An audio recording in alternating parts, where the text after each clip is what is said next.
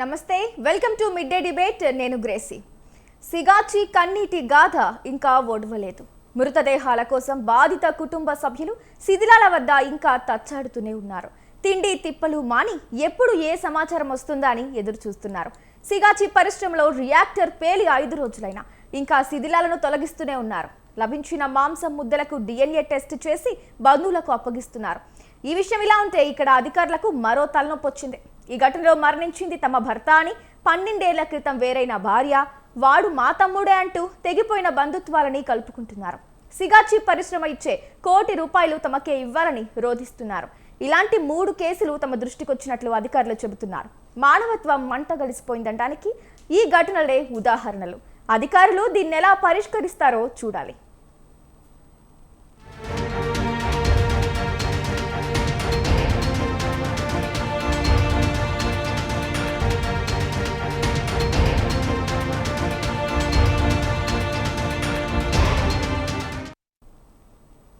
అయితే ఈ అంశంపై ఇవాళ మనతో చర్చించడానికి మన మిడ్ డే డిబేట్ లో జూమిన్ ద్వారా రెడీగా ఉన్నారు మిట్టా నరసయ్య గౌడ్ గారు, కాంగ్రెస్ రాష్ట్ర నాయకులు. నమస్తే అండి నరసయ్య గౌడ్ గారు. రైట్ సార్, మనం చూస్తున్నాం ఒక మాటల కందని విషాదం అని చెప్పొచ్చు. ఈ సిగాచి పరిశ్రమలో జరిగిన పేలుడు ఘటన ఒక పక్క ఈ DNA టెస్టులకు పంపించి మృతదేహాలను కనుక్కుని వాళ్ళకి సొంత వాళ్ళకి అప్పగిస్తున్నారు ఆ మృతదేహాలని. కానీ ఇంకో పక్క ఏంటంటే 12 ఏళ్ల క్రితం విడిపోయిన భార్య ఆల్రెడీ బంధుత్వాలని తెగదెంపుకుని వాళ్ళతో గొడవలు పడో ఏదో అయ్యి మా తమ్ముడు కాదు అనుకున్న వాళ్ళు కూడా ఇప్పుడు ఆ ₹1 కోటి కోసం మా అన్న తమ్ముడు అంటూ వస్తున్నారు. అట్లా 1 కాదు 2 కాదు 3 కేసుని కూడా అధికారుల దృష్టికి తీసుకెళ్లడం జరిగింది. మరి అసలు ఈ అంశాలన్నింటినీ ఎలా చూడొచ్చు అంటారు? వాయిస్ క్లియర్ ఉందా మేడం? సార్ వినిపిస్తుందా నర్సయ్య గౌడ్ గారు? ఓకే, మీ వాయిస్ క్లియర్ ఉందా? ఉందండి. ఓకే, ముందుగా మీకు ప్యానెల్లో ఉన్న పెద్దలకు వ్యూవర్స్కు నమస్కారం. ముఖ్యంగా ఈ సిగాచి పరిశ్రమలో రియాక్టర్ పేరు ఎవరైతే చనిపోయినరో వారి ఆత్మకు శాంతి చేకూర్చాలని కోరుకుంటా ఉన్నాను. అదేవిధంగా వారి బంధుమిత్రులకు, కుటుంబ సభ్యులకు కూడా ప్రగాఢ సానుభూతి వ్యక్తం చేస్తా ఉన్నా. ఇది ఇలా జరగాలని ఎవరు కూడా కోరుకోలేదు. వారు కూడా 9:30కు అప్పుడప్పుడే వచ్చి ఆ డ్యూటీలో జాయిన్ అయిన వాళ్ళు కూడా చనిపోయినట్టుగా మనకు అర్థం తెలుస్తూ ఉంది. కాబట్టి ఇది ఊహించినటువంటి సంఘటన, ఒక హేయమైన సంఘటన వాస్తవం. ఎందుకంటే అట్లా జరగకూడదు. ఎందుకంటే ఆ ఫ్యామిలీలో మొత్తం మాంసం ముద్దలై ఆ ముద్దలకు DNA టెస్ట్ చేసి ఎవరికి సంబంధించిన వాళ్ళని చేయవలసినటువంటి పరిస్థితి ఇంతకుముందు ఇట్లాంటి ఘటనలు ఎక్కువ జరగలేదు. అయితే మెయిన్గా ఎవరి తప్పైనా, అంటే మేనేజ్మెంట్ తప్పైనా, లేదా అంటే మెషినరీ తప్పైనా, టెక్నికల్ ఎర్రర్ అయినా ఏదన్నా కానీ సంఘటన జరిగింది, దాంట్లో చనిపోయింది. ఈ చనిపోయిన తరువాత ఆ మేనేజ్మెంటు ఆ చనిపోయిన కుటుంబాలకు ₹1 కోటి చొప్పున అనౌన్స్మెంట్ చేసింది. అంటే మినిమము అంటే వారి వెనుక ఉన్న కుటుంబ సభ్యులకు వారి జీవనోపాధి కొరకు పనికొస్తుందన్న ఏకైక ఉద్దేశంతో కంపెనీ కూడా, ఎవరైనా ప్రభుత్వం కానీ కంపెనీ కానీ ఎవరైనా అనౌన్స్ చేస్తారు. అయితే మీరు ఇప్పుడు చెప్పినటువంటి 3 కేసులు ఒక ఆశ్చర్యం ఏంటంటే, ఈ డబ్బు చుట్టే మానవ సంబంధాలు తిరుగుతున్నాయని అందరికీ తెలిసిన విషయం. ఇప్పుడు మీరు చెప్పిన 3 విషయాలు కూడా అవే తెలియపరుస్తా ఉన్నాయి. అంటే డబ్బు ఉంటే నువ్వు నాకు నచ్చావు, లేకపోతే సచ్చావు అన్నట్టు. అంటే డబ్బు అనౌన్స్ చేసిరు కాబట్టి ఎప్పుడో విడిపోదాం అనుకున్న వాళ్ళు, దూరంగా ఉన్న వాళ్ళు, సంబంధం లేదని తెంచుకున్న వాళ్ళు కూడా నర్సయ్య గారు, సారీ టు ఇంటరప్ట్ యు, కొంచెం వెనక్కి వెళ్ళండి, పొజిషన్ లో ఉండండి.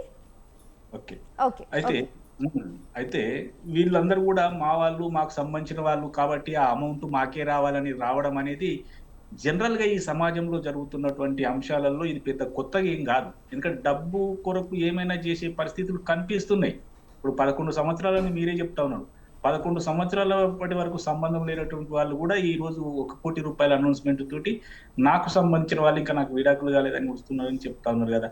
కానీ కనీసం నేను అనుకుంటున్నా, మానవత్వం ₹1 కోటి అంటే డబ్బులతోటే మానవత్వం వస్తుంది, డబ్బులతోటే మానవత్వం పోతుంది. డబ్బుతోటే అవసరం, డబ్బు చుట్టే మనుషులు తిరుగుతూ ఉన్నారు. డబ్బు ఉంటే ఉన్నట్టు, లేదు అంటే ఏ సంబంధం లేనట్టు. కాబట్టి ఇలాంటి కోరుకోవద్దు సమాజంలో. డబ్బే అంటే డబ్బు బతకడానికి డబ్బు అవసరమే తప్ప మొత్తం జీవితమే డబ్బు చుట్టూ ఉన్నదనేది మాత్రం తప్పు. కాకపోతే ఇలాంటి సంఘటనలు అధికారులు కానీ, దానికి సంబంధించిన పెద్దవాళ్ళు కానీ వాళ్ళు నిర్ణయిస్తారు. ఎందుకంటే నేను స్టూడియోలో కూర్చొని నేను నిర్ణయించేది ఏం లేదు. కానీ అలాంటి సంబంధాలు ఎవరికి పోవాలనేది లీగల్ ఒపీనియన్ తీసుకొని, లీగల్గా వాళ్ళకి అర్హత ఉందా లేదా, వాళ్ళకి ఇవ్వాలన్నా వద్దా, వాస్తవమేనా, లేదంటే హోల్డ్‌లో పెట్టాలనా, లేకపోతే అనౌన్స్‌మెంట్ వాళ్ళది ఉద్దేశంలో వాళ్ళకి సంబంధించి క్యాన్సిల్ చేయాలా అనేది అధికారులు, లీగల్ ఎక్స్‌పర్ట్స్ చూసుకుంటారు. కాకపోతే పార్టీ పరంగా నేను మాట్లాడేదేంటంటే, ముఖ్యమంత్రి గారు మీరెప్పుడైనా ఇంతకుముందు 9.5 సంవత్సరాలు కేసీఆర్ ముఖ్యమంత్రిగా ఉన్నప్పుడు ఎవరు ఎక్కడ చనిపోయినా, ఇప్పుడు కొండగట్టులో 60 మంది చనిపోయినప్పుడు అక్కడికి వెళ్ళలేదు. సికింద్రాబాద్‌లో జరిగిన సంఘటనప్పుడు అక్కడికి వెళ్ళలేదు. ఎవరు చనిపోయిన విద్యార్థులు మాకు పేపర్ లీక్ అయిందని చనిపోయినప్పుడు అప్పుడు కూడా బయటికి రాలేదు. అప్పటి ముఖ్యమంత్రి ఒక్కసారి కూడా బయటికొచ్చి చనిపోయిన కుటుంబాలను పరామర్శించిన దాఖలాలు లేవు గానీ, మన ముఖ్యమంత్రి రేవంత్ రెడ్డి గారు స్ట్రెయిట్‌గా పరిశ్రమకొచ్చిండ్రు, అన్ని చూసిండ్రు, వారితో మాట్లాడిండ్రు, వాళ్ళకు ఓదార్పిచ్చిండ్రు, మేనేజ్‌మెంట్ తోటి కూడా మాట్లాడిండ్రు. ఈ ఏర్పాట్లు చేపిస్తా ఉన్నారు. అంటే ఒక ప్రజలకు మంచి చేయాలన్న ఉద్దేశం మన ముఖ్యమంత్రి రేవంత్ రెడ్డి గారికి ఉన్నది తప్పితే, ఇంతకు ముందు ఉన్నటువంటి ముఖ్యమంత్రి గారికి దొరతనం తప్ప ఇంకోటి లేదనేది కూడా మాకు స్పష్టమైతా ఉంది. ఏం కోరుకుంటాడు? ఏదైనా సంఘటన జరిగినప్పుడు ఓదార్పు కోరుకుంటారు. డబ్బు తర్వాత. డబ్బు వచ్చేది ఉంటే వస్తది, పోయేది ఉంటే పోతది. మేనేజ్‌మెంట్ ఇస్తే వస్తది, గవర్నమెంట్ ఇస్తే వస్తది, అనౌన్స్‌మెంట్ చేయకపోతే పోతది. కానీ ఆ సందర్భంలో పోయి భుజం మీద చెయ్యేసి నేనున్నా, నేను చూసుకుంటా, మేము పనికొస్తే మీకు పని చేసి పెడతామని చెప్పడంలో వాళ్ళ బాధ తగ్గించినట్టయితది. ఆ ఉద్దేశంతోటే ముఖ్యమంత్రి గారు స్ట్రెయిట్‌గా ఆ పరిశ్రమ ప్రాంగణంలోకి పోవడం గాని, చూడడం గాని, ఓదార్పు చేయడం గాని జరుగుతా ఉంది. రెండో కీలకమైన విషయం ఏందంటే, నేను వార్తలలో చూసింది, పేపర్‌లో చదివింది ఏందంటే, దానికి సంబంధించినటువంటి ఎండీ వారక్కడ సంఘటన జరిగిన తర్వాత కూడా అక్కడికి చేరుకోలేదు. అంటే వారు ఏదో తప్పు చేసిండ్రా? అంటే వారి నిర్లక్ష్యం వల్ల ఇది జరిగిందా? లేదు అనంటే ఈ కంపెనీస్ యాక్ట్‌కి సంబంధించిన వాళ్ళు ఇన్స్‌పెక్టర్ ఉంటారు గదా! ఆ ఇన్స్‌పెక్టర్ ఏమన్నా రెగ్యులర్‌గా చెకప్‌కు రాలేదా? వాళ్ళ మీద పర్యవేక్షణ చేయలేదా? మరి దీన్ని లోతుగా చర్చించి ఒకవేళ ఇన్స్‌పెక్టర్ ఆఫ్ కంపెనీస్‌కి సంబంధించిన వాళ్ళు గనుక తప్పు చేస్తే వాళ్ళని సస్పెండ్ చేయాల్సిన అవసరం ఉంది. కాకపోతే దీని మీద ఒక ఎక్స్‌పర్ట్ కమిటీ ఏసి ఏం జరిగిందో తేల్చాలి. ఎందుకంటే ఎవరి మీద చర్యలు ఒట్టిగా తీసుకోవడానికి వీల్లేదు గదా! చర్యలు తీసుకున్న తర్వాత ఇది తప్పు చర్యలు తీసుకున్నామని తెలిస్తే మనం ఏం చేయలేమప్పుడు. కాబట్టి కంపెనీస్ యాక్ట్‌కు సంబంధించి వాళ్ళ ఇన్స్‌పెక్టర్ గారు రెగ్యులర్ చెకప్స్ చేసిండా లేదా? అవి నమోదైనయా రికార్డ్‌లో లేదా? అసలేదైనా ప్రికాషన్స్ ఏమన్నా ఇచ్చిండా? ఇస్తే వీళ్ళు పట్టించుకోలేదా? ఈ మేనేజ్‌మెంట్ నెగ్లిజెన్సీ ఏమైనా ఉందా? ఇవన్నీ గూడా తేల్చవలసిన అవసరం ఉంది. ఎందుకంటే ఒక రియాక్టర్ పేలడం అనేది మామూలు విషయం గాదు గదా! ఈ మందులకు బహుశా నాకు తెలిసి ఈ మెడికల్‌కు సంబంధించిన ఏదో పౌడర్ తయారు చేస్తారని నేను దాంట్లో చదివాను. కాబట్టి ఇలాంటి విషపూరితమైనటువంటి సంబంధించిన మిషన్స్ ఎప్పటికప్పుడు పర్యవేక్షణ చేయాలి. దాంట్లో ఏదైనా తప్పొప్పులుంటే సరిజేయాల్సిన అవసరం ఉంది. ఎప్పటికీ 24 గంటలు పర్యవేక్షణ చేయాలి. అది పేలింది అంటేనే దాని మీద పర్యవేక్షణ లేదు అని దాంట్లో వీళ్ళ టెక్నికల్ స్టాఫ్‌ది గాని, లేకపోతే ఈ మేనేజ్‌మెంట్‌ది గాని తప్పున్నదనేది స్పష్టంగా కనిపిస్తా ఉంది. ఈ నిర్లక్ష్యానికి ఖరీదు ఇంత 40 మంది, 50 మంది చనిపోయిండ్రు. 40 మంది, 50 మంది ఒక్కొక్క ఫ్యామిలీ నుంచి ఒకళ్ళు, ఇద్దరు చనిపోయిండ్రంటే అన్ని కుటుంబాలు రోడ్డున పడ్డట్టే గదా! ఇప్పుడు ₹1,00,00,000 ఇస్తే ప్రాణం వచ్చేది గాదు గదా! నిజంగా పైసలతోటి ప్రాణం కొనేదైతే ఇప్పుడు వందల, వేల, లక్షల కోట్లు ఉన్నోళ్ళు వాళ్ళు చనిపోరు. వాళ్ళు కొనుక్కుంటారు. యమధర్మరాజు రాంగానే వానికి లంచం ఇచ్చేసి నాకు ఇంకొక 100 సంవత్సరాలు ఇయ్యమని కొనుక్కోవచ్చు గదా! అలాంటి పరిస్థితి లేదు. పేదవాడైనా, పెద్దవాడైనా ఎవనికైనా ఒకటే ప్రాణం. ఆ ప్రాణానికి ఒకటే విలువ. ఆ ప్రాణం పోయిన తర్వాత తీసుకొచ్చే పరిస్థితి ఇప్పుడైతే లేదు. ఇంకా 1000 సంవత్సరాల తర్వాత ఏముంటదో మనకు తెలియదు. కాబట్టి ఇలాంటి నిర్లక్ష్యాన్ని మనం ఖండిస్తూనే ఆ ఫ్యాక్టరీకి సంబంధించినటువంటి యజమానిని బయటికి పిలవాలి, విచారణకు చేయాలి, పోలీస్ కేసు పెట్టాలి, విచారించాలి. తప్పుంటే తేల్చి జైలు శిక్ష కూడా ఏయాల్సిన అవసరం ఉంది. మరొక విషయం ఏందంటే, ఎవరి కుటుంబాలైతే రోడ్డున పడ్డాయో వాళ్లకు అన్ని రకాల సౌకర్యాలు కేవలం ₹1,00,00,000 ఇచ్చేసి దులిపేసుకోవడం కాకుండా, మిగిలిన ఎవరికైతే కాలు చేయిపోయిందో, లేకపోతే దెబ్బలు తగిలినాయో, క్షతగాత్రులు ఉన్నారో వాళ్ళందరికీ కూడా మంచి ట్రీట్మెంట్ ఇప్పించాలి. ట్రీట్మెంట్ ఇప్పించిన తర్వాత వాళ్ళు రికవరీ అయ్యి పని చేసుకునే వరకు వాళ్ళకి ఎంప్లాయ్‌మెంట్ అంటే కూర్చుంటే కూడా జీతం ఇయ్యాలి. ఇవన్నీ చేయవలసిన అవసరం ఉంది. అందుకనే ముఖ్యమంత్రి గారు స్ట్రెయిట్‌గా రియాక్టర్ పేలిన ప్రాంగణంలోకి వెళ్లి పర్యవేక్షించి వాళ్ళకు సూచనలు, ఆదేశాలు ఇవ్వడం జరిగింది. కాబట్టే ఇయాల ఇంత ఈజీగా వాళ్ళకు ₹1,00,00,000 వస్తా ఉన్నాయి. సరే మిగిలిన వాళ్ళన్నా వాళ్ళు వాళ్ళ జీవనోపాధి కొరకు పనికొస్తాయి గదా అన్న ఆలోచనతోటి మా ముఖ్యమంత్రి గారు ఈ పని చేసిండ్రు. ఇంతకు ముందు ఉన్నటువంటి ముఖ్యమంత్రికి, ఈ ముఖ్యమంత్రికి ఆస్మాన్ జమీన్ ఫరక్ తేడా ఉందనేది కూడా ప్రజలు చర్చించుకుంటా ఉన్నారు. రైట్ అండి. కాబట్టి మా నర్సయ్య గారు పార్టీ పరంగా ప్రజలకు మంచి చేయాలని మాత్రం కోరుకుంటారు. రైట్ అండి, మీరు చెప్పారు ఓకే, కరెక్ట్గానే ఓదార్పిచ్చారు, సంఘటన జరిగిన స్థలానికి వెళ్ళారు. కానీ ప్రజల నుంచి ఎట్లాంటి అభిప్రాయాలు వస్తున్నాయి అంటే, ఇప్పుడు పరిశ్రమలో పనిచేసే కార్మికులు ఈ ప్రమాదం జరగడానికి కారణమైనా కానీ సరిగ్గా నివారణ చర్యలు తీసుకోకుండా ప్రభుత్వాలు అలాగే కంపెనీ యాజమాన్యులు దృష్టి సారించకపోవడం వల్లే ఇలాంటివి జరుగుతున్నాయి అనే అభిప్రాయాలు కూడా వ్యక్తమవుతున్నాయి. మరి దాన్ని ఎలా చూడొచ్చు అంటారు? నేను అదే చెప్తున్నా గ్రేసి గారు. నేను ఏమంటున్నానంటే, కంపెనీస్ యాక్ట్ సంబంధించి దానికి ఒక ప్రొసీజర్ ఉంటుంది. దానికి సంబంధించిన ఒక ఆ ఏరియా ఇన్స్పెక్టర్ ఉంటాడు. అంటే ఆ ఏరియాలో ఉన్నటువంటి ఆయన పరిధిలో వచ్చేటువంటి ప్రతి కంపెనీకి వెళ్ళి ఏమేమి ఇన్స్పెక్షన్ చేయాలో వాళ్ళు చేసిండ్రా లేదా, చేయకపోతే ఫస్ట్ తప్పు ఆ ఇన్స్పెక్టర్దే అవుతుంది. ఇన్స్పెక్టర్ మీద చర్యలు తీసుకోవాలి. ఆయనకు ఉద్యోగం ఇచ్చి జీతం ఇచ్చిందే ఆయన పర్యవేక్షణ చేయమని కదా. వెళ్ళాలి, ఆ రియాక్టర్ చూడాలి, టెక్నికల్ స్టాఫ్ ఉన్నారా లేదా, సరైన జాగ్రత్తలు తీసుకుంటున్నారా లేదా, తీసుకోకపోతే కంపెనీ మీద కూడా ఆ ఇన్స్పెక్టర్ చర్యలు తీసుకోవాలి. లేదు అని అంటే ప్రజలు కూడా ఇలా జరుగుతుందనే విషయం కూడా చెప్పాల్సిన అవసరం ఉంది. కాబట్టి నేను ఏమంటున్నా అంటే, లోతైన విచారణ జరగాలి, టెక్నికల్ తోటి విచారణ జరగాలి, మేనేజ్మెంట్ ఎక్స్పర్ట్ తోటి విచారణ జరగాలి, కంపెనీస్ యాక్ట్ కు సంబంధించినటువంటి ఎక్స్పర్ట్స్ తోటి కూడా విచారణ జరగాలి. ఈ 3 విచారణలను క్రోడీకరించిన తర్వాత తప్పెవరితో తేల్చాలి. నాకు తెలిసి ఇద్దరి తప్పు స్పష్టంగా కనిపిస్తా ఉంది. నెంబర్ 1, ఈ కంపెనీస్ యాక్ట్ కు సంబంధించినటువంటి ఇన్స్పెక్టర్ గారు సరిగా అంటే వెళ్ళి పర్యవేక్షణ చేయలేదనిపిస్తా ఉంది. At the same time management everyday ప్రతి సెకండ్ కూడా దాన్ని పర్యవేక్షించి ఏం జరుగుతుంది, ఎలా జరుగుతుందని తెలుసుకొని దాన్ని రెక్టిఫై చేయవలసినటువంటి మేనేజ్మెంట్ అపాయింట్ చేసినటువంటి టెక్నికల్ స్టాఫ్ కూడా తప్పు ఉన్నట్టుగా కనిపిస్తా ఉంది. నేను పేపర్లో చూశాను ఏంటంటే, వీళ్ళు అంటే ఒక షిఫ్ట్ వాళ్ళు వెళ్ళిపోయి ఈ రియాక్టర్ ఉన్న దాని మీద ఫస్ట్ అంతస్తులో ఈ అంటే అనాలిసిస్ దీని క్వాలిటీ అనాలిసిస్ కు సంబంధించిన స్టాఫ్ ఉంటారని విన్నా. వాళ్ళు అప్పుడే వచ్చి డ్యూటీ ఎక్కగానే కింద రియాక్టర్ పెడితే రియాక్టర్ కింద పనిచేసిన వాళ్ళ కంటే పైన ఉన్న వాళ్ళు ఎక్కువ చనిపోయారని తెలుస్తా ఉంది. ఇది ఎవరు కోరుకోకూడదు కదా. మనిషి బ్రతికుంటే ఏదో రకంగా ఏదో ఒక పని చేసుకొని బతుకుతాడు. ఒక ఇంట్లో ఒక పని చేసే మనిషి పోతే ఆ ఇల్లు చీకటైపోతుంది. అందులో పనిచేసి సంపాదించి ఆ కుటుంబాన్ని పోషించే వారు ఉన్నారో లేరో కూడా మనకు తెలియదు. మరి అలాంటి వాళ్ళు పనిచేస్తున్నప్పుడు మేనేజ్మెంట్ ఖచ్చితంగా వాళ్ళు చెకప్ చేయాలి కదా. ఆ రియాక్టర్ కు సంబంధించి ఖచ్చితంగా ఎవ్రీడే ఉదయం మధ్యాహ్నం సాయంత్రం చేస్తే తప్ప ఆడ అవకాశం లేదంటే బచాయించడానికి అవకాశం లేదు.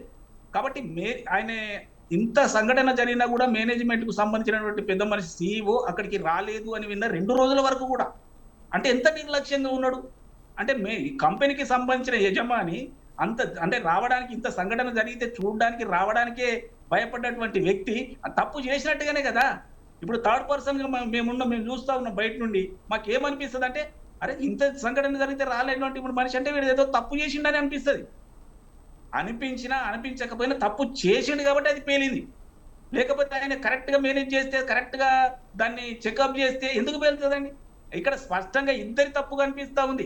కంపెనీస్ యాక్ట్ నుండి ఆ ఏరియా ఇన్స్పెక్టర్ తప్పు కనిపిస్తుంది, కంపెనీ యజమానిగా ఈయన తప్పు కూడా కనిపిస్తా ఉంది. వీళ్ళిద్దరి తప్పు వల్లనే ఇలా 60 మంది చాలా అంతకంటే పైచిలకు మంది చనిపోయింది.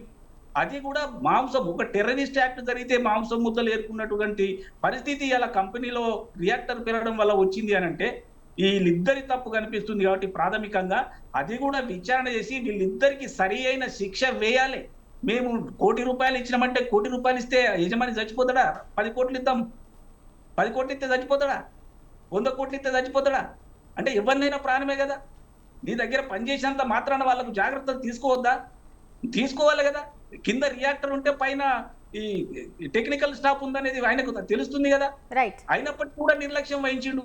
కాబట్టి నేనేమంటున్నానంటే, ప్రభుత్వం కూడా స్ట్రిక్ట్ గా ఉంది. అందుకనే ముఖ్యమంత్రి గారు స్ట్రైట్ గా వెళ్ళి పర్యవేక్షణ చేసిండు. దాని మీద సరైన విచారణ జరుగుతుంది. ఖచ్చితంగా ఎవరి తప్పున్నా వాళ్ళు ఊచలు లెక్క పెట్టాల్సిందే, చిప్పకూడు తినవలసిందే, ఇంకొకరికి కూడా బుద్ధి రావాలి. రైట్ అండి. ఇక సిగాచి పరిశ్రమలో జరిగిన పేలుడు ఘటనపై ఈ అంశంపై చర్చించడానికి ఇక మరొక గెస్ట్ కూడా మనతో రెడీగా ఉన్నారు జూమిన్ ద్వారా.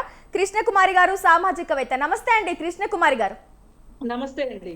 రైట్ అండి, మనం చూస్తున్నాం ఈ పరిశ్రమలో ఘటన జరిగిన తర్వాత ఎంత విషాద ఛాయలు నెలకొన్నాయో మనకి తెలిసిందే. ఒక పక్క మృతదేహాలని వెతుకుతూ DNA టెస్టులు చేయించి సొంత వాళ్ళకి అప్పగిస్తూ ఉంటే, మరో పక్క ఎప్పుడో విడిపోయిన భార్య, అన్న, తను మా తమ్ముడు, తను మా భర్త అంటూ రావడం, ఇట్లా లేనిపోని బంధుత్వాలను కూడా కలుపుకోవడం, ఏదైతే ఆ ₹1 కోటి పరిహారం కోసం ఇట్లాంటి ఘటనలు జరగడం, ఇప్పటికే 3 కేసులు కూడా అధికారుల దృష్టికి తీసుకెళ్లడం జరిగింది. మరి అసలు ఈ అంశాలన్నింటినీ ఎలా చూడాలంటారు కృష్ణకుమారి గారు? ఇప్పుడు ఒకటండి, ఒక వ్యక్తి పెళ్లి చేసుకున్న తర్వాత అతను విడాకులు ఇవ్వనంత వరకు, ఆమె అతనికి విడాకులు ఇవ్వనంత వరకు వాళ్ళిద్దరు భార్య భర్తలే. ఇప్పుడు కొన్ని సందర్భాల్లో ఏం జరుగుతుంటుందంటే, ఒక 2 సంవత్సరాలు విడివిడిగా ఉంటేనో, లేకపోతే సంవత్సరాలు కనిపించకుండా పోతేనో, ఆ సందర్భాల్లో 7 సంవత్సరాలు కనిపించకుండా పోతే అసలు ఆ మనిషి లేనట్టు లెక్క అనమాట.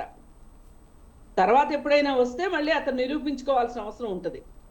ఇప్పుడు ఇక్కడ పరిస్థితి ఏమొచ్చింది, 12 ఏళ్ళు అయింది అంటున్నారు వాళ్ళిద్దరూ విడివిడిగా ఉండటం బట్టి. అయినప్పటికీ ఈమె కానీ ఆయన కానీ విడాకులకు అప్లై చేసుకోకుండా, ఏ విధమైన విడాకులు తీసుకోకుండా, అలాగే ఈమె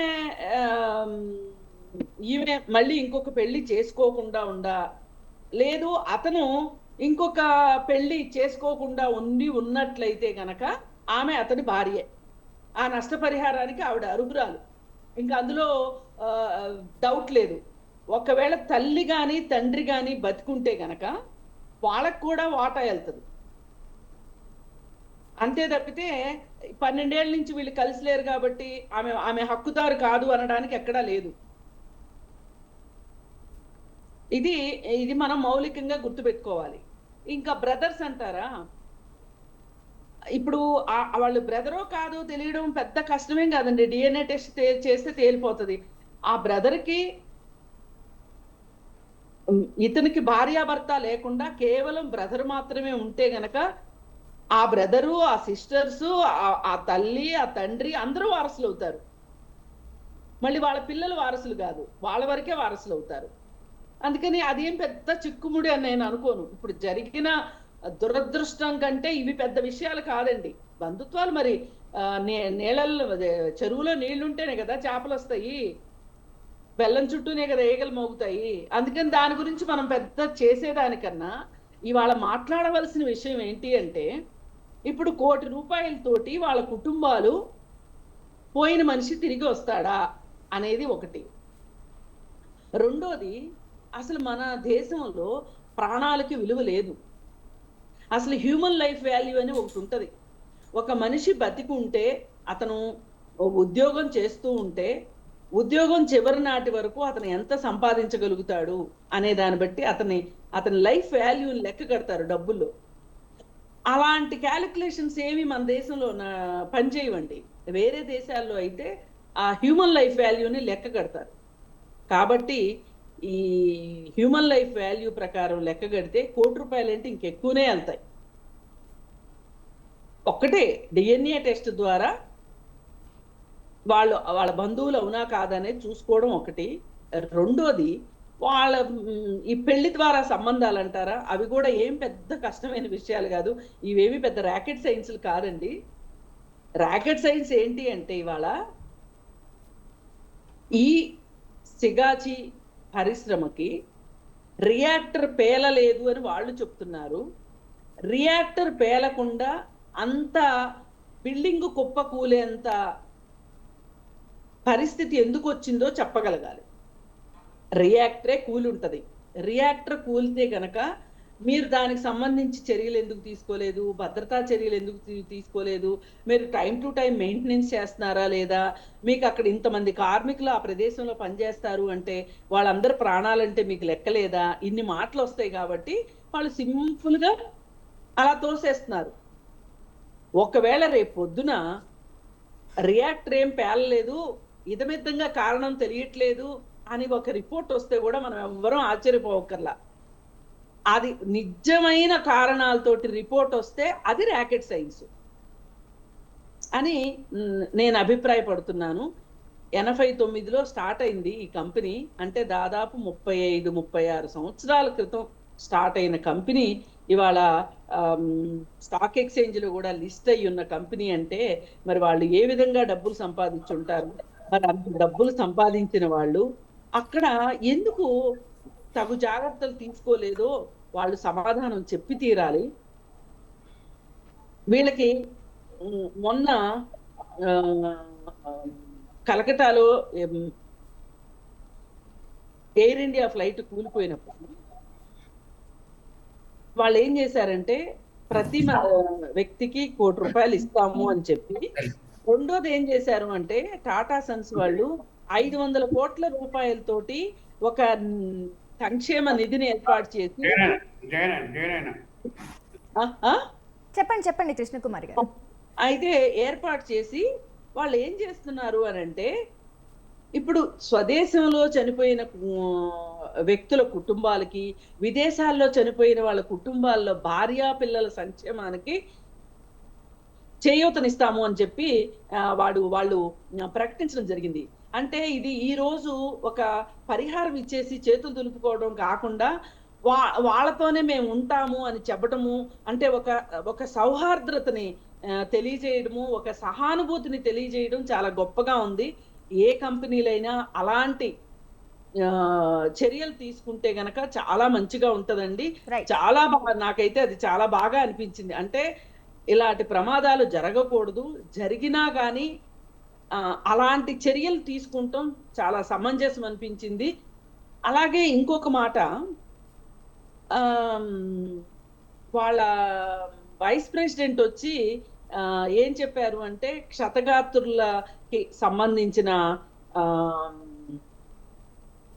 హాస్పిటల్ ఖర్చులు అవన్నీ మేమే భరించుకుంటాము అని చెప్పారు. కానీ నిన్న మళ్ళీ ఈ మంత్రులు వాళ్ళు వీళ్ళు వెళ్ళి వాగాడంబరానికి పోయి ప్రభుత్వం భరిస్తది అని చెప్తున్నారు. వాళ్ళు ముందుకొచ్చిన తర్వాత ప్రభుత్వం భరిస్తామంటే ఏంటండి నాకు అర్థం కాదు. అసలు ప్రభుత్వం ఏమని ఒత్తిడి తీసుకురావాలంటే వాళ్ళకి మెరుగైన వైద్యాన్ని, అత్యాధునిక వైద్యాన్ని అందించాలి క్షతగాత్రులకి అని ప్రభుత్వం ఒత్తిడి చేయాల్సింది పోయి మేం చేస్తాం అని చెప్పి చెప్పడం కొంచెం అభ్యంతరకరంగా ఉంది. ఇవి ఏవైనా సరే, ఏది ఏమైనా ఈ పారిశ్రామిక వాడల్లో సరైన భద్రతా చర్యలు తీసుకోకపోవటము, అలాగే భద్రతా అదే సేఫ్టీ మెజర్స్ అంటారు కదా, అవి తీసుకోకుండా డబ్బులకి కక్కుర్తిపడి, లాభాలకి కక్కుర్తిపడి వాళ్ళు చేయవలసిన పనులు చేయకపోవటం వల్ల కూడా ఇలాంటి ప్రమాదాలు జరుగుతాయి. కాబట్టి ఇప్పుడు ప్రభుత్వం వైపు నుంచి కావాల్సింది ఏంటి అంటే, ఈ వర్క్ ఇన్స్పెక్టర్లు వాళ్ళు వీళ్ళు ఉంటారు ప్రభుత్వం తరఫు నుంచి, వాళ్ళు వెళ్ళి ఎప్పటికప్పుడు టైం టు టైము పీరియాడికల్ గా చెక్ చేయాల్సి ఉంటది అవన్నీ ఎలా ఉన్నాయి ఏంటి అని. మరి అలాంటివన్నీ ఎన్ని రోజుల క్రితం చేశారు, ఏం చేశారు, ఇవన్నీ కూడా ఇప్పుడు ఒక నిజ నిర్ధారణ కమిటీ వేసి నిగ్గుదేల్చాల్సిన అవసరం ఉంది. రైట్ అండి కృష్ణకుమారి గారు. వాళ్ళకి న్యాయం జరుగుతుందండి. Right, okay. వీళ్ళకే కాదు, వేరే ఫ్యాక్టరీల్లో పనిచేసే కార్మికులకు కూడా సంక్షేమం ఉంటది. రైట్ అండి, ఓకే. అలాగే ఇక మిగతా వాళ్ళ అభిప్రాయాలు కూడా తెలుసుకుందాం ఒకసారి. నమస్తే అండి వివి రావు గారు, విశ్లేషకులు. నమస్తే అండి. నమస్తే. రైట్ అండి, హృదయాన్ని కలిచివేసే ఘటనగా చెప్పొచ్చు ఈ సిగాచి పరిశ్రమలో జరిగిన పేలుడు ఘటన. కానీ మరోవైపు ఏమవుతుందంటే, ఎప్పుడో విరిపోయిన భార్య కానీ, బంధుత్వాల్ని తెగదెంపులు చేసుకున్న అన్నదమ్ములు కానీ వచ్చి ఇలా ₹1,00,00,000 పరిహారం కోసం వాళ్ళు మా వాళ్ళే అని చెప్పడం, అసలు ఈ మానవత్వం ఏమవుతుంది అనే అభిప్రాయాలు కూడా వ్యక్తమవుతున్నాయి. అసలు ఈ అంశాలన్నింటినీ ఎలా చూడొచ్చు అంటారు వివి రావు గారు? ధనం ఇదం మూలం జగత్ అని మనకు ఒక సామెత ఉంది. డబ్బుకు చుట్టే మొత్తము ప్రపంచం దాసోహం అన్నది ఇప్పుడు ఇలాంటి మనిషి బతుకున్నప్పుడు పట్టించుకొని భార్యలు, మనిషి బతుకున్నప్పుడు ఏమాత్రము కనీసము కలుసుకొని మాట్లాడుకునే పరిస్థితి లేనటువంటి బంధువులందరూ కూడా ఇప్పుడు బంధువుల్లాగా ఇప్పుడు వాళ్ళు ₹1,00,00,000 ఇస్తున్నాయనగానే బంధుత్వాలు గుర్తొస్తాయి, భార్యలకు భర్తలు గుర్తొస్తారు. ఇది ప్రస్తుతం ఉన్నటువంటి సమాజంలో దుస్థితి అని మనం చెప్పుకోవచ్చు. ఇవాళ ఏదైతే మానవతా విలువలతో పాటు బంధాలు, బాంధవ్యాలు ఇవన్నీ కూడా గత 15-20 సంవత్సరాల నుండి చాలా మార్పు వచ్చింది. అవన్నీ కూడా డబ్బు చుట్టూ ఇప్పుడున్నటువంటి ప్రభుత్వాలు తీసుకునే నిర్ణయాలు కూడా ఎలా ఉందంటే, మానవతా విలువల కన్నా వస్తు విలువలకి వాళ్ళు ఏదైతే ఈరోజు మనిషి అనేవాడికి ఒక కమోడిటీగా మారిపోయాడు. వస్తువులు కొనుక్కోవడం, వాటిని వాడుకోవడానికి కోసం మాత్రమే ప్రభుత్వాలు, యంత్రాంగం, మొత్తము మార్కెట్ ఎకానమీ అంతా కూడా మనిషిని ఒక కమోడిటీగా మార్చేసి, వాడిని ఒక యంత్రంగా మార్చేసి మొత్తం ఒక వెలగట్టడం, ఆ వెలలో కట్టే విషయంలో అక్కడున్న పరిస్థితులను బట్టి ఆయనకు డబ్బులు ఇచ్చే ప్రయత్నం చేయడం. ఒకవేళ ఆ డబ్బులు కూడా కంపెనీకి చాలా చెడ్డ పేరు వస్తుంది. నిన్నటి ఫ్లైట్ విషయంలో కావచ్చు, ఈరోజు కంపెనీ విషయంలో కావచ్చు, పెద్ద ఎత్తున రానున్న రోజులలో ఆ కంపెనీలకు నష్టం జరుగుతుంది అనుకున్నప్పుడు మాత్రమే ఇలాంటి స్పందించడము తాత్కాలికంగా, అది కూడా పూర్తిగా డబ్బులు ఇస్తారన్న నమ్మకం లేదు. కొన్ని రోజుల తర్వాత చాలా సందర్భాలలో మీడియాలో వచ్చిన కథనాల ప్రకారంగా సంవత్సరాలైనా కూడా ఒప్పుకున్న డబ్బులు ఇయ్యని పరిస్థితులతో పాటు ఈరోజు డబ్బులు వీళ్ళు ఇస్తున్నారా అంటే ఇది కూడా మళ్ళీ ఇన్సూరెన్స్ కంపెనీలు పుణ్యమా అని వాళ్ళ ద్వారా అది కూడా మళ్ళీ పబ్లిక్ మనీ అని చెప్పుకోవచ్చు. కానీ దానికి ట్యాగ్ వేసుకోవడం రాజకీయ పార్టీలు కానీ కంపెనీలు కానీ మేమే డబ్బులు ఇస్తున్నామని చెప్పే ప్రయత్నం చేయడం అనేది ఇంకా దుర్మార్గమైనటువంటి విషయంగా మనం చూడాలి ఇక్కడ. సో ఇవన్నిట్లో మనం చూస్తే అక్కడ చనిపోయిన ఈ వ్యక్తి యొక్క ఆ మనిషి ఒక ఉన్న విలువ కన్నా చనిపోయిన తర్వాత దాని చుట్టూ జరిగే రాజకీయాలకే ఎక్కువ విలగట్టడం, ఆ రాజకీయాల ద్వారా ఎవరెంత లబ్ధి పొందాలని కంపెనీ వాడు ఒక సైడు, ఇన్సూరెన్స్ కంపెనీ ఒక సైడు, ఇంకో సైడు ప్రభుత్వం, వీళ్ళందరూ అన్నిటికన్నా మించి వాస్తవాలను కప్పిపుచ్చేటువంటి నేటి ఈ వ్యవస్థలో, సోషల్ మీడియా వ్యవస్థలో అసలు వాస్తవాలను ఎవడు ప్రశ్నించడు. అక్కడికి వెళ్ళిన అపోజిషన్ కానీ, అక్కడికి వెళ్ళిన బంధువులు కానీ, అక్కడికి వెళ్ళినటువంటి ఎవరు కూడా అసలు ఈ ఘటనకి మూలం ఏంటి, ఇలాంటి పరిస్థితిలో భద్రత ఉందా, మరి మిగతా కార్మికులైనా కూడా ఇలాంటి పరిస్థితులు ఎందుకు వచ్చాయనేటువంటి ఇప్పటికి కూడా ప్రభుత్వం ఎంక్వైరీ చేసి దాన్ని బయటపెట్టే ప్రయత్నం ఇంతవరకు ఎవరు అడగలేదు. గవర్నమెంట్ కూడా దాంట్లో ఇంట్రెస్ట్ లేదు.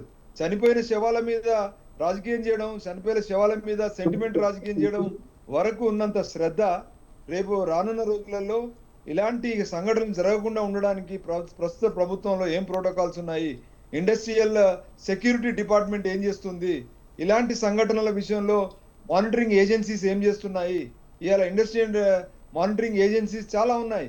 ఇలాంటి బాయిలర్స్ మెయింటైన్ చేయడము, రియాక్టర్స్ మెయింటైన్ చేయడం మీద వాళ్ళు రెగ్యులర్గా ఎలాంటి నిఘా ఉంది, ఆ నిఘాలో రెగ్యులర్గా వాళ్ళ నిఘా ద్వారా వాళ్ళు ఇచ్చే సర్టిఫికేషన్స్ లో ఎంతవరకు క్లారిటీ ఉంది, ఒకవేళ రెగ్యులర్ గా మెయింటెనెన్స్ కరెక్ట్ గా ఉంటే ఈ సంఘటన ఎందుకు జరుగుతుంది, ఇది ఎవరు అడగడం లేదు. కానీ మిగతా విషయాలన్నీ కూడా దుర్మార్గంగా ఎవడికి వాడు లబ్ధి పొందే విషయాలు మాత్రమే మాట్లాడడం, ఇది మరీ దుర్మార్గం అని చెప్పుకోవచ్చు. ఈ రోజు అన్నిటికన్నా మించి ఈ రోజు మనం అందరం ఆలోచించాల్సింది ఏంటంటే ఈ ప్రభుత్వాలు ఇలాంటి ప్రైవేట్ సంస్థల ద్వారా వాళ్ళను రెడ్ కార్పెట్ వేసి, వాళ్ళకి భూములు ఇచ్చి, వాళ్ళకి లోన్లు ఇచ్చి, వాళ్ళ ఇండస్ట్రియల్ ఈజీ పాలసీలు తయారు చేసి మేము జనాలకి ఉద్యోగాలు ఇప్పిస్తున్నాము, ఎంప్లాయ్మెంట్ పెంచుతున్నాము అనేటువంటి ఒక క్యాట్ రేస్ లో ఎంత భద్రత కల్పిస్తాము ఇలాంటి సంఘటనలు జరగకుండా, ఎంత మనిషి యొక్క ప్రాణానికి ఎంత భద్రత కలిగిస్తాను. ఈ రోజు వరకు కూడా ఒక గవర్నమెంట్ కానీ, ఒక సంస్థ కానీ, ఒక ఎన్జిఓ కానీ ఎవడు మాట్లాడడం లేదు. ప్రతి ఒక్కరు కూడా శవాల మీద పేలాలు ఏరుకునేటువంటి వ్యవహారమే నడుస్తుంది తప్పితే ఎక్కడ కూడా ఇప్పటివరకు అలాంటి టాక్ జరగలేదు. ఏదో మనలాంటి మీడియాలో కొద్దిమంది వక్తలు మాట్లాడుతున్నాం తప్పితే అసలు ఎవరైతే బాధ్యులో వాళ్ళు ఎవరు మాట్లాడడం లేదు. ఇదంతా లేదా చట్టంలో, లేదా శాసనాల్లో, లేదా అక్కడికి వెళ్ళిన ఏజెన్సీస్ యొక్క బాధ్యత కాదా అంటే అన్నీ ఉన్నాయి, కానీ అది మాత్రం బయటికి రాదు. ఎందుకంటే ఇలా పూర్తిగా ప్రభుత్వాలు కూడా దివాలాకోరు ప్రభుత్వాలుగా మారాయి. ఇలాంటి సంఘటనలు జరిగినప్పుడు ఆయా సంస్థలు, ఆయా పరిస్థితుల మీద వాళ్ళకి సంబంధించినటువంటి మీద ఈ ప్రభుత్వాలు మాట్లాడడానికి, అంటే ప్రైవేట్ సంస్థల్లో వాళ్ళు ఇచ్చే ముడుపుల మీద రాజకీయాలు నడుపుకునేటువంటి మన రాజకీయ పార్టీలు ఎన్నికల్లో ఫండ్ కోసం వాళ్ళకున్నంత శ్రద్ధ కార్మికుల యొక్క వాళ్ళ యొక్క భద్రత మీద ఉందా అంటే లేదు. ఇప్పుడు ఏదైతే ఈ రెడ్ కార్పెట్ వేసేసి వీళ్ళకి సంబంధించినటువంటి లబ్ధి కోసం పనిచేసేటువంటి రాజకీయ పార్టీల ముసుగులో వాళ్ళ చాటులో ఎస్కేప్ అయ్యేటువంటి యంత్రాంగం ఇలా ఇండస్ట్రియల్ పొల్యూషన్ కావచ్చు, కంట్రోల్ కావచ్చు, లేదా ఇంకే సంస్థలన్నీ కూడా ఇలా ఎక్కడ కూడా వాళ్ళ యొక్క బాధ్యత చూపించకపోవడం అనేది ప్రధానంగా మనం ఈ మొత్తం వ్యవహారంలో చూడాలి. వారం రోజుల తర్వాత ఇలా డబ్బులు వంచడానికి కూడా రాజకీయం జరుగుతుంది. అది మనం దురదృష్టకరంగా మనం భావిస్తున్నాం. రైట్ అండి వివరావు గారు. ఇక మరొక గెస్ట్ కూడా మనతో జూమిన్ ద్వారా రెడీగా ఉన్నారు. సిఐటియు రాష్ట్ర ప్రధాన కార్యదర్శి పాలడుగు భాస్కర్ గారు. నమస్తే అండి భాస్కర్ గారు. నమస్తే అండి. రైట్ అండి, మనం చూస్తున్నాం ఈ సిగాచి పరిశ్రమలో జరిగిన పేలుడు ఘటన ఏదైతే ఉందో 1 కోటి రూపాయల కోసం బంధువులు, భార్య, ఎప్పుడెప్పుడో విడిపోయిన వాళ్ళు కూడా ఇక మళ్ళీ తిరిగి వచ్చి తను నా భర్త, తను అన్న తమ్ముడు అని చెప్పుకోవడం ఎలా చూడొచ్చు అంటారు ఈ అంశాలని? ఇంకొకటి కూడా, ఈ 1 కోటి రూపాయలు ఇవ్వడం అనేది ఏదైతే ఉందో ఒక ప్రాణం విలువ 1 కోటి రూపాయలేనా? ఈరోజు పాశ్మయిలవరంలో జరిగినటువంటి చిగార్చి పరిశ్రమల్లో రియాక్టర్ ఫెయిలిన తర్వాత చాలా ఆలస్యంగా అక్కడ ఉన్నటువంటి వాళ్ళకి ₹1 కోటి నష్టపరిహారం అనేటువంటి ప్రకటన వచ్చింది. ఆ ప్రకటనలో కూడా స్పష్టత లేదు. ముఖ్యమంత్రి గారు వెళ్ళి అక్కడ పరిస్థితిని పర్యవేక్షించి ₹1 కోటి సంస్థ యాజమాన్యం ఇవ్వాలని చెప్పి ఆదేశాలు ఇచ్చొచ్చారు. ఇది ఇలాంటి ఘటనలు జరిగినప్పుడు ప్రభుత్వం తమ బాధ్యతని మర్చి యాజమాన్యాలే ఇవ్వాలని చెప్పి వాళ్ళ మీద తోసి రావడం అనేటువంటిది ఇది మొదటిసారి, దేశంలోనే మొదటిసారి. ఇంతకుముందు ఎవరో మాట్లాడినట్టు విశాఖపట్నం ఎల్జీ పాలిమర్లో జరిగినప్పుడు ఘటన, అక్కడ ఉన్నటువంటి ప్రభుత్వం అక్కడ ఉన్నటువంటి మృతులకి ₹1 కోటి పరిహారాన్ని ఆ ప్రభుత్వం ఇచ్చేసింది. ప్రభుత్వం తన బాధ్యత లేనట్టు యాజమాన్యం మీద తోసేసి ఈరోజు వచ్చి బయటకు వచ్చింది. ఆ ₹1 కోటి చుట్టూ ఇప్పుడు అక్కడ చర్చ జరుగుతూ ఉంది.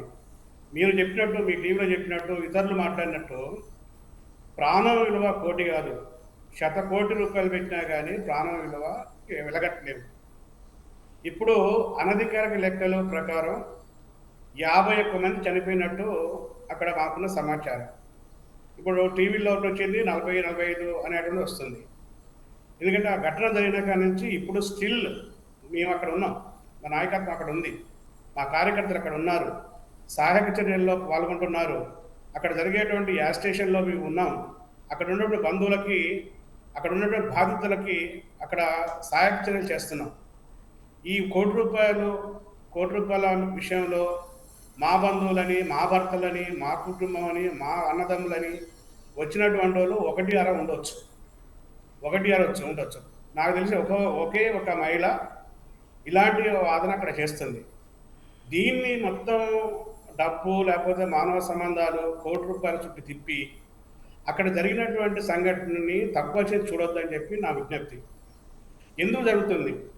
సహజంగా ఇప్పుడు మొత్తం వినిమయ సంస్కృతి పెరిగిన తర్వాత, మానవ సంబంధాలన్నీ కూడా డబ్బు సంబంధాలు అయిన తర్వాత, ఇలాంటి ఒక ₹1 కోటి వచ్చిన తర్వాత ఆ ₹1 కోటి దగ్గర ఎవరైతే వారసులు ఉన్నారో, ఇంతకుముందు సఖ్యతగా ఉండి విడిపోయినటువంటి వాళ్ళు కూడా క్లెయిమ్ చేసుకున్నటువంటి పరిస్థితి వచ్చింది. అది దురదృష్టకరం. కానీ ఇది ఈరోజు ₹1 కోటి చుట్టూ తిప్పొద్దు. ఎందుకు పేలుతున్నాయి?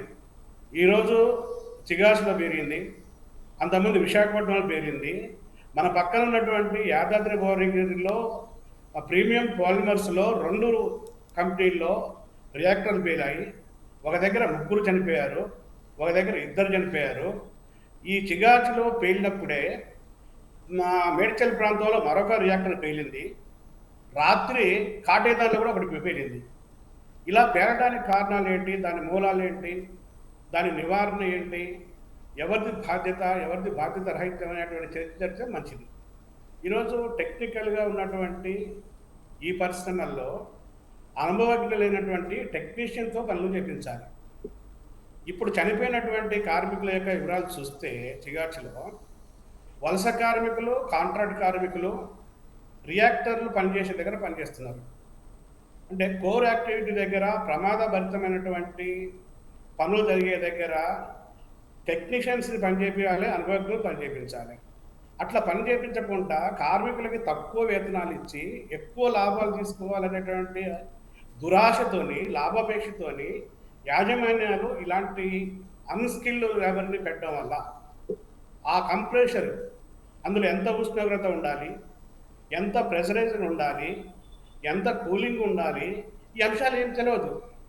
ఆ కంప్రెషర్ దగ్గర సెన్సార్స్ ఉండాలి, ఆ సెన్సార్స్ పనిచేయాలి. ఆ సెన్సార్లు పనిచేస్తే ఆ రియాక్టర్ యొక్క స్థితి ఏంటి అర్థమవుతుంది. దాదాపు అనేక పరిశ్రమల్లో సెన్సార్స్ పనిచేసినటువంటి పనే లేదు. రెండోది కెమికల్ రియాక్షన్తోని రియాక్టర్లు పేలుతాయి, ఉట్టిగా పేలవు.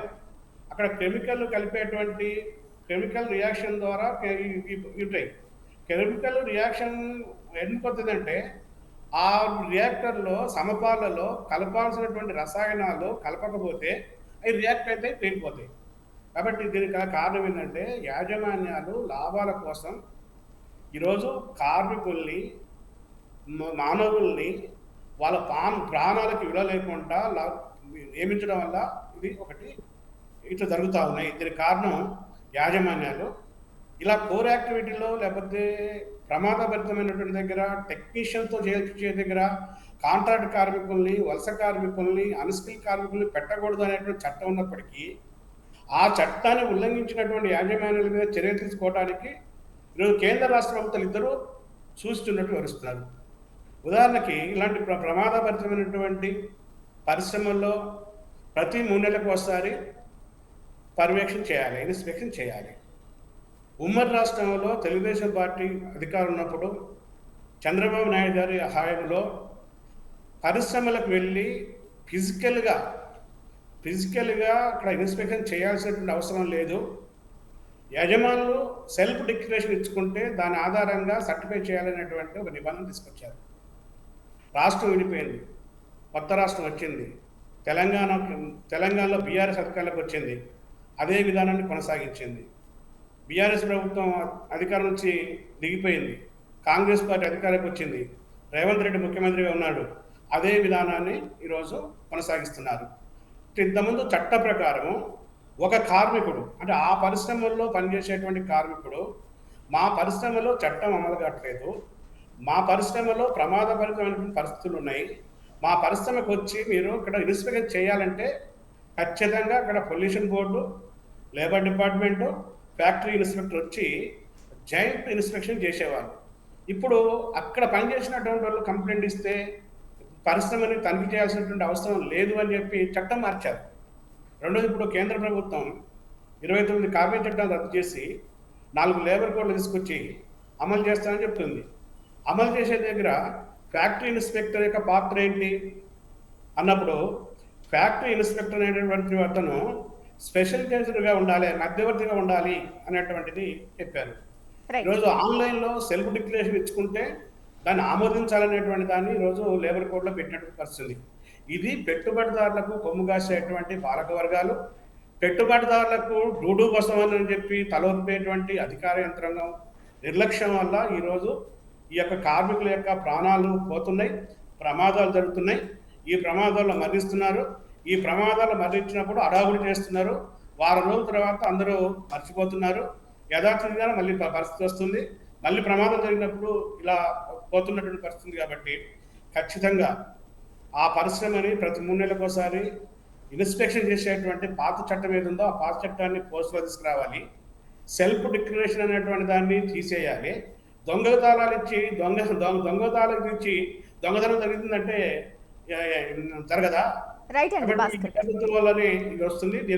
దీనికి పాలక వర్గాల యొక్క విధానంలో వచ్చినటువంటి వెసులుబాటు, చట్టాల్లో వచ్చినటువంటి సరళీకరణ, ఈ సరళీకరణలో వచ్చినటువంటి ఫ్లెక్సిబిలిటీ వల్లనే ఈ ప్రమాదాలు జరుగుతున్నాయి. కార్మికుల ప్రాణాలకి విలువ లేనటువంటి పరిస్థితుంది. ₹1 కోట్లతోనో 2 కోట్ల రూపాయలతోనో కార్మికుడిని వెలగట్టడం సరైనది కాదు.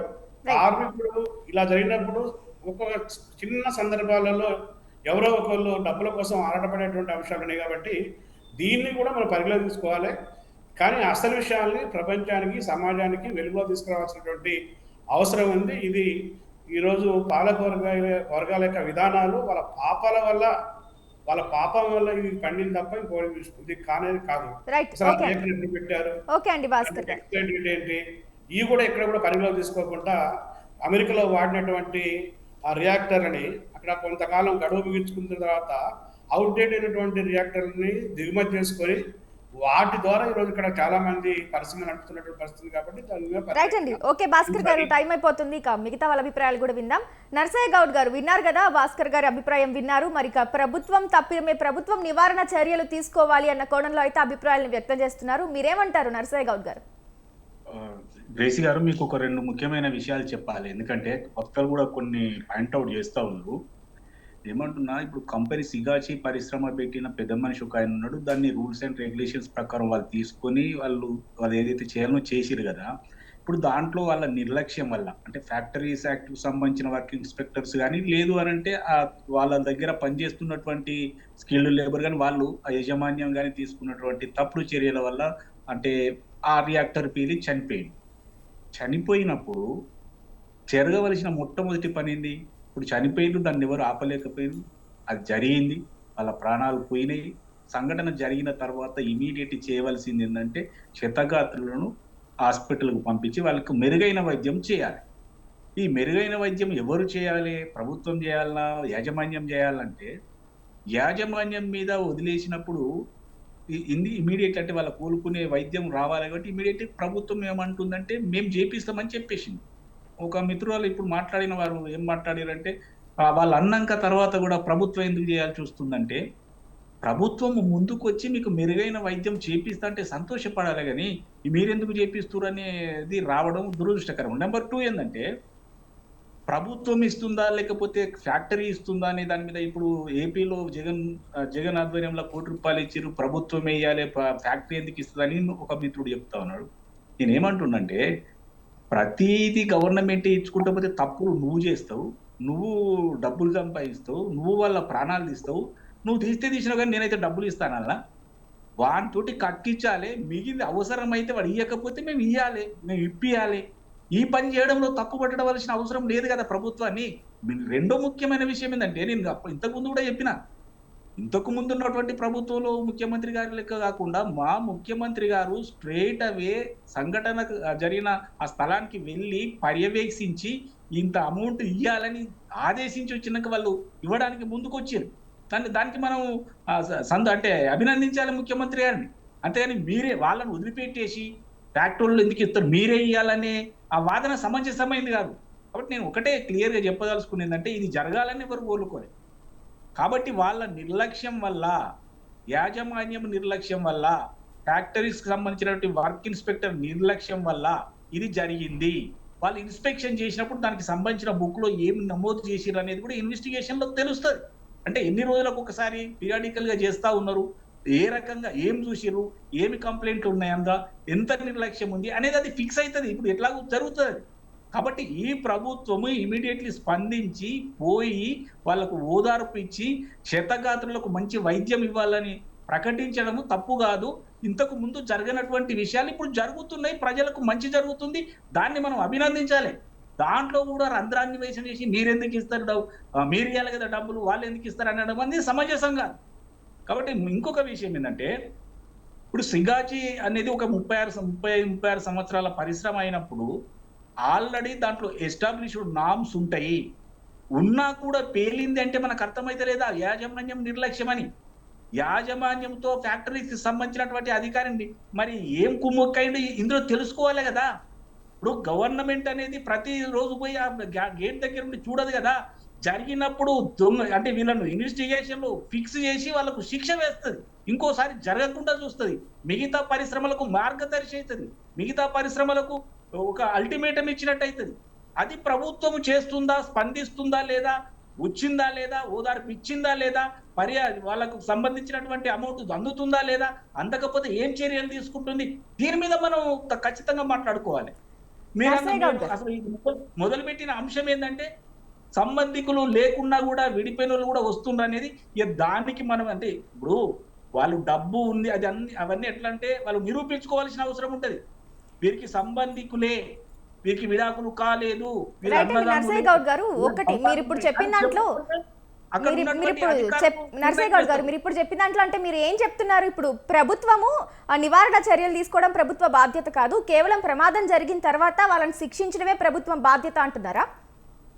ప్రభుత్వము నివారణ చర్యలు తీసుకుంటుంది, వీళ్ళు పని చేసిందా చేయలేదా. ఇప్పుడు ఇన్స్పెక్టర్ ఉన్నాడు, ఆయనకు అపాయింట్ చేసి ఆయన చెప్పింది నువ్వు ఖచ్చితంగా పీరియాడికల్ గా చెక్ చేయాలి, మీరు చేసిందా లేదా అనేది ఇప్పుడు ఇన్వెస్టిగేషన్ లో తెలుస్తుంది. భాస్కర్ గారు ఒక్క నిమిషం కంప్లీట్ చేయనివ్వండి, మీ టర్న్ వచ్చాక మాట్లాడండి. ఒక్క నిమిషం చెప్పండి నర్సయ్య గారు. యాజమాన్యం ఉంది, యాజమాన్యము వాళ్ళ బాధ్యత. ఎక్కడైతే ఇట్లా సెన్సిటివ్ మెషినరీ ఉందో అక్కడ స్కిల్డ్ లేబర్ ఉందా లేదా, వాళ్ళు సరి అయిన పని చేస్తుందా లేదా, అది సరి అయిన కండిషన్ లో ఉందా లేదా, ఇవన్నీ కూడా రోజు చూసుకోవాల్సిన బాధ్యత యాజమాన్యాన్ని.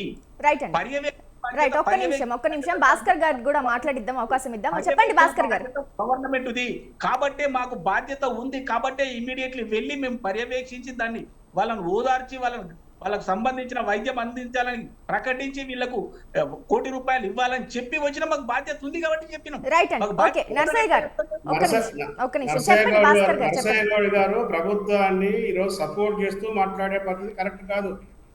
ఎందుకంటే ఈ రోజు రైట్, ఒక్క నిమిషం అండి. భాస్కర్ గారు నర్సయ్య గౌడ్ గారు ఒక్క నిమిషం, ఒక్క నిమిషం అండి. భాస్కర్ గారు నర్సయ్య గౌడ్ గారు మీరిద్దరు మాట్లాడుతుంది ఒక్కరు మాట్లాడేది కూడా అర్థం కాదు. ఒక్క నిమిషం అండి. భాస్కర్ గారు నర్సయ్య గౌడ్ గారు ఒక్క నిమిషం. కృష్ణకుమారి గారు వెళ్ళిపోతారట.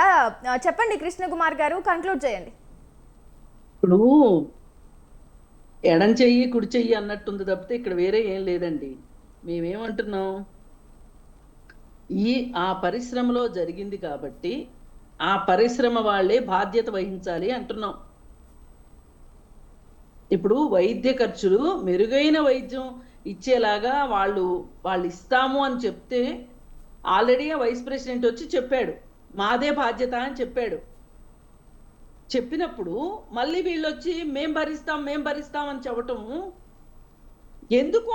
ఆ వెసులుబాటు వాళ్ళకి ఎందుకు ఇవ్వాలి అని అడుగుతున్నాం మేము, అంతేగాని వేరే ఏమీ కాదు. ఇప్పుడు గవర్నమెంట్ని విమర్శించటమే మా పని అనేది ఎక్కడా లేదు. ఇప్పుడు వెళ్ళారు, చూశారు, టైంకి రియాక్ట్ అయ్యారు, అన్ని బాగున్నాయి, ఫుల్ ఆ విషయంలో ఏం డౌట్ లేదు. అసలు వాళ్ళతోనే ఇప్పించాలి డబ్బులు. ఆంధ్రప్రదేశ్లో జరిగింది ఏంటి, అక్కడ ఆ కంపెనీ వాళ్ళతోటి కుమ్మక్కయ్యి కంపెనీ వాళ్ళకి క్విడ్ ప్రోకు అలవాటు కాబట్టి వాళ్ళకి ఇవ్వాల్సిన డబ్బుల్ని గవర్నమెంట్ నుంచి ఇప్పించి వాళ్ళ దగ్గర నుంచి వీళ్ళు డబ్బులు కొట్టేశారనేది మా ఉద్దేశం. అలాంటిది ఇక్కడ జరగట్లేదు, అంతవరకు సంతోషం. వాళ్ళే ఇవ్వాలి, కంపెనీ వాళ్ళే ఇవ్వాలి, లేకపోయినా ఆస్తులు అమ్ముకునైనా ఇవ్వాలి తప్పితే ఖజానా నుంచి మట్టుకు ఇవ్వాల్సిన అవసరం లేదు. ఖజానా నుంచి ఇవ్వాలి అనుకుంటే వాళ్ళకి చెప్పినవి అన్ని వాళ్ళతో చేపించి అయినప్పటికీ సంతృప్తి చెందకపోతే ప్రభుత్వం కూడా తమకు బాధ్యత ఉంది అని ఫీల్ అయితే చేస్తే మంచిది, ఎవరు కాదన్నారు. వాళ్ళు అసలు మేము వైద్యం మేము చేయిస్తాం మర్రో అంటున్నారు. ఎందుకు అంటున్నారు అనేది వేరే విషయం. అంటున్నారు బాధ్యతగా ఫీల్ అయ్యి అన్నారా, భయపడి అన్నారా, లేకపోతే అన్నారు కదా, అన్నప్పుడు వాళ్ళని చేయనివ్వాలి, అంతే చేయనివ్వాలి. ఈ సందర్భంగా ప్రభుత్వం చేయాల్సింది ఒకటే, ఇది ఒక హెచ్చరికగా తీసుకుని అసలు ఎందుకు ఇన్స్పెక్టర్లు సరిగా ఇన్స్పెక్షన్ చేస్తున్నారా లేదా, వాళ్ళు సేఫ్టీ మెజర్స్ తీసుకుంటున్నారా లేదా, పీరియాడికల్గా చేయవలసినవి చేస్తున్నారా లేదా అనేది కనుక్కోవాల్సిన అవసరం, అంటే కనుక్కునే విధంగా అధికారుల మీద చూపించాల్సిన బాధ్యత, అంటే అధికారులు పనిచేసే విధంగా చేయించాల్సిన బాధ్యత మటుకు ప్రభుత్వందే. ఇందులో ఏమీ రాజీ లేదు. ఇప్పుడు సిఐటివి నాయకులు చెప్తున్నారు 100% చేసి తీరాల్సిందే. ఎందుకు చేయరు? ఎందుకు గవర్నమెంట్ ఖజానాలో మాకు డబ్బులు లేవో అని చెప్తున్నారు. అట్లాంటప్పుడు డబ్బులు లేనప్పుడు మీరు వాళ్ళు ఇస్తాము అంటున్నప్పుడు ఎందుకు మీరు అంటే ఎందుకు అలసత్వం ప్రదర్శిస్తున్నారు? లేదు అనుకుంటే మేము బాగా పనిచేస్తున్నామని చెప్పాలనుకుంటున్నారా? ఏదేమైనా మాకు ఒకటైతే సంతోషం ఏంటి అంటే ప్రభుత్వం బాగానే రియాక్ట్ అయ్యింది, అక్కడికి వెళ్ళారు, చూశారు. ఇంతకుముందు ఈ మాత్రం కూడా ఉండేది కాదు, గుడ్లో మెల్ల మాకైతే అది సంతోషంగానే ఉంది. కానీ ఇప్పుడు ఎంతకంటే చేయాల్సింది ఏంటంటే, జరిగిపోయిందని ఎవరు వెనక్కి తీసుకురాలేరు. కానీ ఇప్పుడు చేయాల్సింది, ఒకవేళ నేను మీకు ఒక ఎగ్జాంపుల్కి చెప్తున్నాను, హైదరాబాద్లో ఎన్ని హోటల్స్ ఉన్నాయో అందరికీ తెలుసు. ఫుడ్ ఇన్స్పెక్టర్లు ఎంతమంది ఉన్నారో తెలుసా అండి ఎవరికైనా? నామమాత్రంగా ఉన్నారు. మరి ఈ నామమాత్రంగా ఉన్న వాళ్ళు ఇన్స్పెక్టర్లు ఏం ఇన్స్పెక్షన్ చేస్తారు చెప్పండి? ఆఫీసుల్లో కూర్చుని వాళ్ళకి ఫోన్లు చేసి ఇన్స్పెక్షన్కి రాకోకుండా లంచాలు తీసుకొని కంప్లైంట్లు వస్తే కూడా వాటిని పక్కన పెట్టేస్తున్నారు. అలాగే ఉంది వీటి పరిస్థితి కూడా. కావాలంటే దీనిలో కూడా మళ్ళీ పార్ట్ టైం జాబులు, దీంట్లో కూడా మళ్ళీ కాంట్రాక్ట్ జాబులు, ఏది గవర్నమెంట్లో కూడా ఈ అవుట్ సోర్సింగ్ అనే ఒక దరిద్రం ఏ రోజైతే వచ్చిందో 2000 సంవత్సరంలో అది బాగా ఎక్కువైంది. ఆ అవుట్ సోర్సింగ్ అనేది వచ్చిన దగ్గర నుంచినే ఈ దరిద్రాలు ఎక్కువైనాయి. ఇది ప్రభుత్వాలు తెలుసుకోవాల్సిన విషయము. అలాగే కార్మికులకి వాళ్ళ ప్రాణాలు రేపు పొద్దున కుటుంబాల పరిస్థితి ఏంటి అని ఆలోచించకపోవటం ఉంది. చూసారా, మాకు డబ్బులు వచ్చేస్తే చాలు. ఫార్మాస్యూటికల్ కంపెనీల వాళ్ళు డబ్బులు నష్టపోయిన వాళ్ళు ఒక్కళ్ళు లేరు. వాళ్ళకి స్టాక్ మార్కెట్లో కూడా లిస్ట్ అయింది ఆ కంపెనీ, బోలే డబ్బులు ఉన్నాయి ఆ కంపెనీ. ఎంతమంది కార్మికుల రక్తాన్ని చెమటని తాగి ఉంటారు వాళ్ళు. ఆ మాత్రం ఇవ్వలేరా వాళ్ళు? ఇవ్వలేకపోయినా సరే, తల తాకట్టు పెట్టైనా సరే ఇవ్వవలసిందే, ఇచ్చేలాగా చేయాల్సిందే. ఇలాంటి ఎన్ని మాట్లాడతారని కార్మిక సంఘాలు సరిగా వాటిని నిర్వీర్యం చేసి వాటికి ఎన్నికలు జరుపుకోకుండా ప్రభుత్వం ఎన్ని వేషాలు వేయాలో అన్ని వేషాలు వేస్తున్నారు. రైట్ అండి. అందుకే కృష్ణకుమారి గారు టైం అయిపోతుంది, ఇక మిగతా వాళ్ళకి కూడా అవకాశం ఇద్దాం. థ్యాంక్ యూ అండి. Thank you. భాస్కర్ గారు చెప్పండి. ఇలాంటి ప్రమాదం జరిగినప్పుడు ప్రభుత్వం తక్షణమే స్పందించింది. తక్షణ సహాయం కూడా అందివ్వాలి. తక్షణ సహాయంతో పాటు మెరుగైనటువంటి వైద్య సౌకర్యం అందించాలి. కఠినంగా వ్యవహరించాలి. యాజమాన్యాల మీద కఠినంగా వ్యవహరించాలి. ఈరోజు ముఖ్యమంత్రి గారు ప్రకటించినటువంటి ప్రకటన కోటి రూపాయలు ఇస్తానని చెప్పి యాజమాన్యం అంగీకరించింది. అంగీకరించినటువంటి యాజమాన్యం నిన్న ఏం చేసిందంటే, అది పబ్లిక్ లిమిటెడ్ కంపెనీ ఏం చేసిందంటే, నా పరిశ్రమలో ప్రమాదం జరిగింది, మేము 45 డేస్ వరకు కంపెనీలో మేము ఏ ప్రొటెక్షన్ యాక్టివిటీ చేయలేము, కంపెనీని మూసేస్తున్నాము. అదేవిధంగా ఇది పబ్లిక్ లిమిటెడ్ కంపెనీ కాబట్టి సెబీ వాళ్ళు ఒక్కొక్క కుటుంబానికి ₹1 కోటి నష్టపరిహారం ఇన్సూరెన్స్ ఇవ్వాలని చెప్పి ఇక్కడ ఉన్నటువంటి ఎండి గారు, ఇక్కడ ఉన్నటువంటి వైస్ ప్రెసిడెంట్ సెబీకి నిన్న సాయంత్రం లెటర్ రాశారు. సెబీ వాళ్ళు దీన్ని ఎప్పుడు స్పందించాలి, సెబీ వాళ్ళు దీన్ని సెటిల్మెంట్ చేయాలి. ఈ అడవుడు తగ్గిన తర్వాత రాజవుడు రెడ్డెవడో అవి వస్తాయా రావా, ఇప్పుడు మాట్లాడే మనందరం ఉండమా, ఆ తర్వాత కష్టాలు ఆ కార్మికుడికి తప్ప మనకి కాదు. కాబట్టి తక్షణమే రిలీఫ్ ప్రభుత్వం ఇవ్వాలంటారు. ఇందాక కృష్ణకుమార్ గారు చెప్పింది, ఇప్పుడు నరసయ్య గారు కూడా చెప్పింది, వాళ్ళ నుంచి ముక్కుబిండి వసూలు చేయాల్సిందే. ఎందుకు వాళ్ళ మీద కేసు పెట్టవు, ఎందుకు వాళ్ళ మీద మర్డర్ కేసు పెట్టవు, ఎందుకు వాళ్ళని అరెస్ట్ చేయవు, ఎందుకు వాళ్ళని పొక్కలో తోయవు, అయ్యేం లేవు. కాబట్టి అంత కఠినంగా ఉండాలని మేము చెప్తున్నాం.